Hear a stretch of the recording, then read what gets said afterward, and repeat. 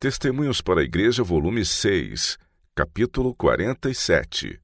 Dando a Deus o que lhe pertence. O Senhor deu a seu povo uma mensagem para o tempo presente.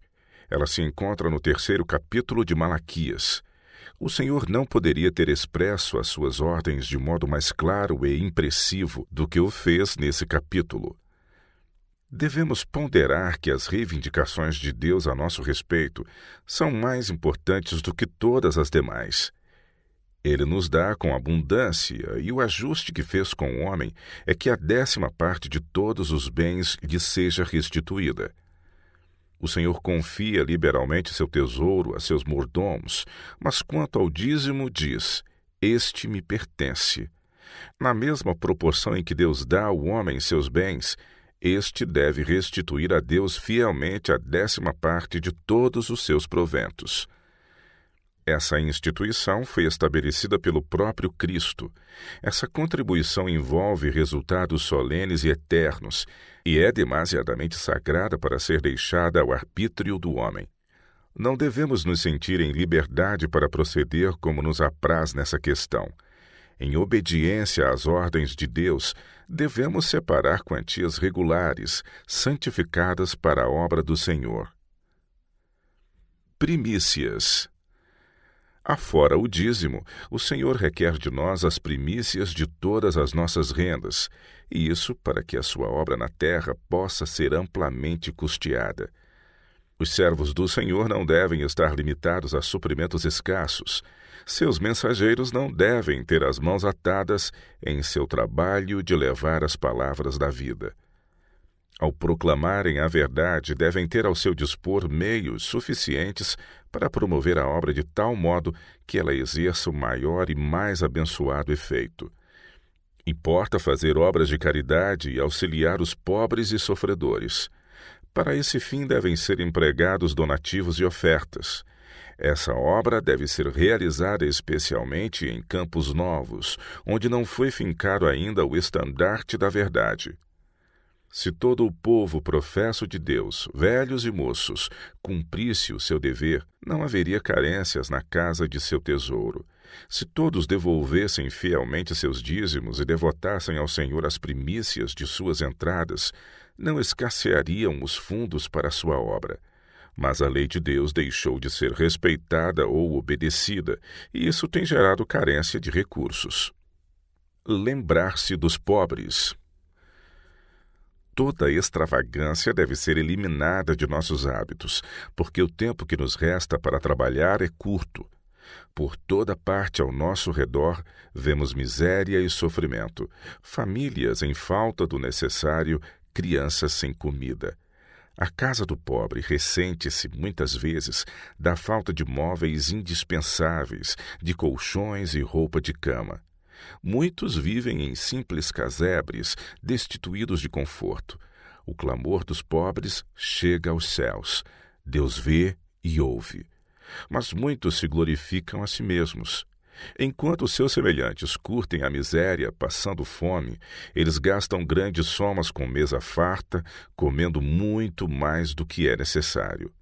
Que contas prestarão a Deus do emprego tão egoísta de seu dinheiro? O que desprezar as provisões que Deus fez no tocante aos pobres, finalmente verá que não só roubou ao próximo, como a Deus, dilapidando sua propriedade. Todas as coisas pertencem a Deus. Todas as coisas que o homem desfruta são devidas à graça de Deus. Ele é o grande e bondoso despenseiro de todos os benefícios. Seu amor é revelado nas abundantes providências que tomou para o homem. Ele nos concede um tempo de graça em que nos cumpre formar o caráter para a eternidade.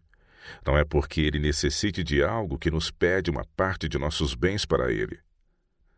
O Senhor criou cada árvore que havia no jardim do Éden, agradável à vista e boa para comer, e permitiu a Adão e Eva que desfrutassem delas livremente. Fez, porém, uma exceção. Da árvore do conhecimento do bem e do mal não lhes permitiu comer. Essa árvore foi reservada como lembrança constante de que ele é o legítimo proprietário de todas as coisas. Desse modo, lhes deu a oportunidade de lhe manifestarem sua fé e confiança, em obediência perfeita às suas ordens. Dá-se o mesmo com as reivindicações de Deus a nosso respeito. Ele deposita seus tesouros nas mãos dos homens, porém requer deles que separem fielmente a 10ª parte para a sua obra. Ordena que essa porção seja recolhida à casa do seu tesouro e a ele a entregue como propriedade sua. Ela é sagrada e deve ser usada para propósitos santos, para o sustento dos que levam a sua mensagem ao mundo. Deus se reserva essa parte para que não faltem recursos em sua casa e a luz da verdade possa ser levada a todos os que estão distantes e os que estão perto. Pela obediência fiel a essa ordem, reconhecemos que todas as coisas pertencem ao Senhor. E porventura o Senhor não terá o direito de requerer isso de nós? Ele não deu seu Filho unigênito porque nos amou e quis nos salvar da morte? E não deverão as nossas ofertas de gratidão voltar aos seus tesouros, para que daí sejam tirados os meios de promover a sua obra na terra? Se Deus é o legítimo dono de tudo quanto possuímos, não deveria a nossa gratidão levar-nos a dar ofertas voluntárias e de agradecimento, reconhecendo assim seu direito sobre nossa alma, corpo, espírito e posses? Se os homens houvessem seguido os planos de Deus, a casa do seu tesouro não teria falta alguma, e haveria fundos suficientes para enviar pastores e obreiros auxiliares a novos campos, a fim de desfraldarem o estandarte nos lugares obscurecidos da terra. Sem desculpa. É plano de Deus que o homem deva restituir ao Senhor o que lhe pertence, e ele foi exposto tão claramente que homens e mulheres não têm desculpa de não entender os deveres e responsabilidades que Deus lhes impôs ou a eles se esquivar. Os que não querem ver claramente esse dever revelam ao universo, à igreja e ao mundo que não desejam reconhecer essa ordem tão explícita. Pensam talvez que, seguindo os planos de Deus, sofrerão falta de recursos. Na avareza de seu coração egoísta, desejam reter tudo, o capital e juros, a fim de empregar no interesse próprio. Deus, pondo a mão sobre as propriedades dos homens, lhes diz: Sou o Senhor de todo o universo, e esses bens são meus. Eu reservei o dízimo que foi retido para sustento de meus servos no trabalho de abrir as Escrituras aos que habitam nas regiões das trevas e aos que não entendem a minha lei. Empregando o meu fundo de reserva para satisfazer os seus próprios desejos, vocês estão roubando das pessoas a luz que a elas destinei. Dei-lhes uma oportunidade, mas vocês a rejeitaram. Estão me roubando, subtraindo minhas reservas. Por isso, com maldição sois amaldiçoados. Malaquias 3, verso 9. Outra oportunidade. O Senhor é bondoso e longânimo, proporcionando nova oportunidade aos que cometerem esse pecado. Tornai-vos para mim, diz ele, e eu tornarei para vós. Dizem, porém, eles: em que havemos de tornar? Malaquias 3, verso 7. Seus meios foram usados pelo homem para fins egoístas, de glorificação própria, como se esses bens lhes pertencessem de fato e não fossem apenas emprestados. Sua consciência se tornou tão insensível que não podem reconhecer a grande impiedade como um obstáculo no caminho para o avanço da verdade. Homens, míseros mortais, depois de gastar no interesse próprio os meios que Deus reservara para a obra da salvação, a fim de enviar às almas que perecem a mensagem da graça de um amante salvador, e por seu egoísmo terem impedido que essa obra se fizesse como deveria ser feita, ainda perguntam: em que te roubamos? Deus responde: nos dízimos e nas ofertas alçadas. Com maldição sois amaldiçoados, porque me roubais a mim, vós toda a nação. Todo o mundo está empenhado em roubar a Deus. Os homens dissipam os bens que lhes foram concedidos por empréstimo em divertimentos, prazeres, festanças e na satisfação dos apetites carnais. Mas Deus diz: chegar-me-ei a vós para juízo. Malaquias capítulo 3, versos 8, 9 e 5. O mundo inteiro terá contas a ajustar naquele dia em que cada um receberá conforme as suas obras. A bênção. Deus se compromete a abençoar os que obedecem aos seus mandamentos. Trazei todos os dízimos à casa do tesouro, para que haja mantimento na minha casa, e depois fazei prova de mim, diz o Senhor dos Exércitos. Se eu não vos abrir as janelas do céu e não derramar sobre vós uma bênção tal que dela vos advenha a maior abastança.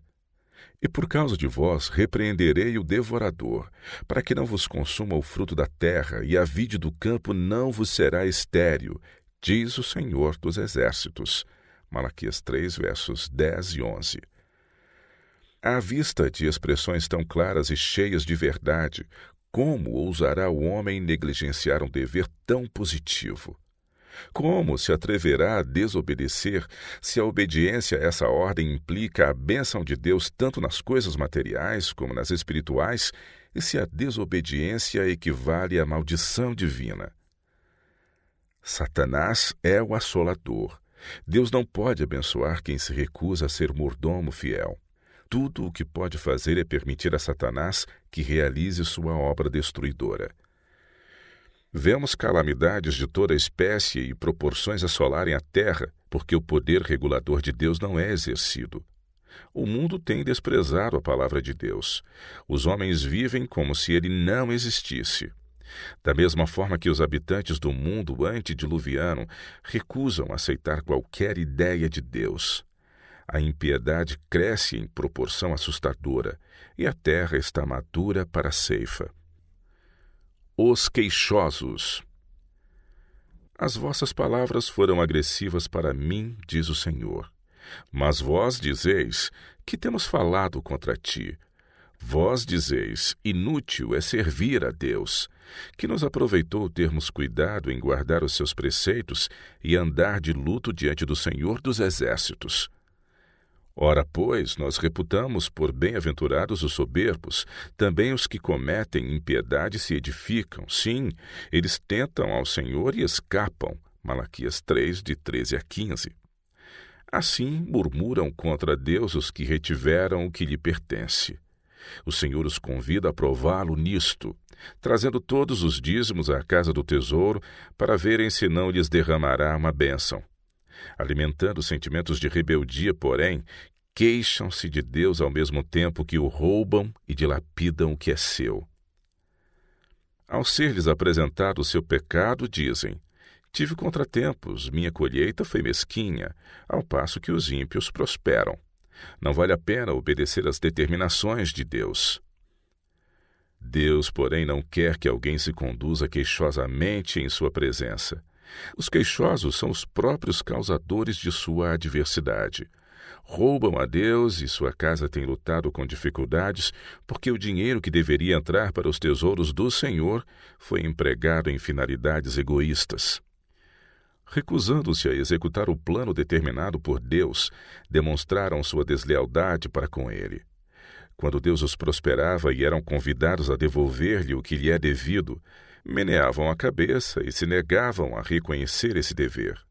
Fechavam os olhos da compreensão para não ver. Retendo o dinheiro do Senhor, retardaram a obra que ele determinou fosse feita. Deus deixou de ser honrado com o emprego conveniente que lhes cumpria dar aos bens a eles confiados.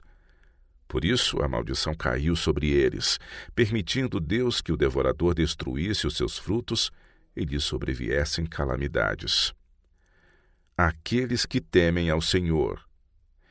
Em Malaquias capítulo 3, verso 16, é mencionada outra classe que se reúne não para queixar-se de Deus, mas para falar de sua misericórdia e exaltar sua glória. Esses se demonstraram fiéis no cumprimento dos seus deveres, dando ao Senhor o que lhe pertence. Seus testemunhos são motivos de cânticos e alegria entre os anjos celestiais. Eles não têm agravo algum contra Deus. Aqueles que andam na luz, que são fiéis ao cumprimento de seu dever, não se queixam nem acusam faltas. Sua conversação consiste em palavras de ânimo, esperança e fé. Só têm motivos de queixa os que servem a si próprios e não dão a Deus o que lhe pertence. Então aqueles que temem ao Senhor falam cada um com o seu companheiro, e o Senhor atenta e ouve. E há um memorial escrito diante dele para os que temem ao Senhor e para os que se lembram do seu nome. E eles serão meus, diz o Senhor dos Exércitos. Naquele dia que farei serão para mim particular tesouro. Poupá-los-ei como um homem poupa seu filho que o serve.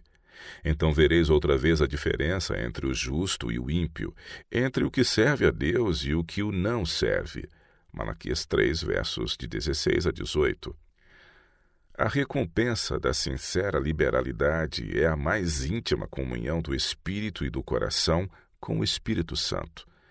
O homem que fracassou nos negócios e está endividado não deve servir-se da parte que pertence ao Senhor a fim de liquidar seus compromissos. Deve considerar que é provado nisso e que, retendo a parte do Senhor para fins próprios, está roubando a Deus. É devedor a Deus de tudo quanto tem, mas se emprega os fundos reservados do Senhor para saldar dívidas contraídas com seus semelhantes, torna-se um duplo devedor diante dele.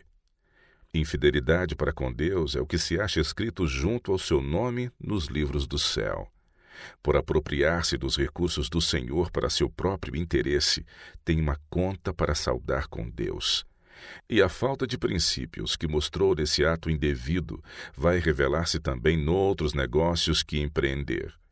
Mostrar-se-á em todos os assuntos relacionados com seus próprios negócios. O homem que rouba a Deus cultiva traços de caráter que o impedirão de ser admitido na família celestial. O uso egoísta da riqueza prova a infidelidade para com Deus e torna o mordomo inapto para gerir bens celestiais. Por toda parte se oferecem oportunidades de fazer o bem. A cada passo surgem necessidades, e as missões são impedidas de progredir por falta de meios, tendo que ser abandonadas se o povo não despertar para o sentimento da realidade. Não espere até o dia da morte para fazer seu testamento, mas disponha de seus meios enquanto está vivo.